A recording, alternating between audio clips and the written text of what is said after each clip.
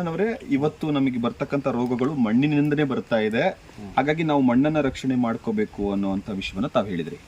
ಅದರ ಜೊತೆಯಲ್ಲಿ ಇವತ್ತು ಬರೀ ನೀವು ರುದ್ರೇಶನ ಒಬ್ಬರೇ ಮಾಡಿದ್ರೆ ಇದಕ್ಕೆಲ್ಲ ಪರಿಹಾರ ಸಿಗುತ್ತಾ, ಅಥವಾ ಹಳ್ಳಿಗಳಲ್ಲಿ ಇದ್ರ ಬಗ್ಗೆ ಮಾತಾಡುವಂತ ಸಂಖ್ಯೆ ಹೆಚ್ಚಾಗಬೇಕಾ? ಹೌದು ಸರ್, ಬರೀ ಮಾತಾಡೋದು ಅಷ್ಟೇ ಅಲ್ಲ, ಇದನ್ನು ಆಚರಣೆ ಮಾಡೋದ್ರ ಸಂಖ್ಯೆನೂ ಹೆಚ್ಚಾಗಬೇಕು. ಯಾಕೆಂದರೆ ಒಬ್ಬನಿಂದ ಭೂಮಿ ಉಳಿಸೋಕ್ಕಾಗಿದ್ರೆ ಮತ್ತೆ ಯಾಕೆ ಸರ್, ಪ್ರತಿಯೊಬ್ಬರು ಭೂಮಿ ಉಳಿಸ್ಕೊಂತ ಹೋಗ್ಬೇಕು. ಪ್ರತಿಯೊಂದು ಊರಾಗೂ ಒಂದು 50 ಜನ ಉಟ್ಕೊಂಡ್ರೆ 50 100 ಜನ ಆದರೆ ಪೂರ್ತಿ ಆದರೆ ಒಳ್ಳೆಯದು. ಹಂತವಾಗಲಿ, ಒಂದೇ ಸರಿಗೆ ಆಗೋಕ್ಕಾಗಲ್ಲ. ಹಂತವಾಗಲಿ ಎಲ್ಲರೂ ಕೂಡ ಸಾವಯವ ಕೃಷಿ ಬರಬೇಕು.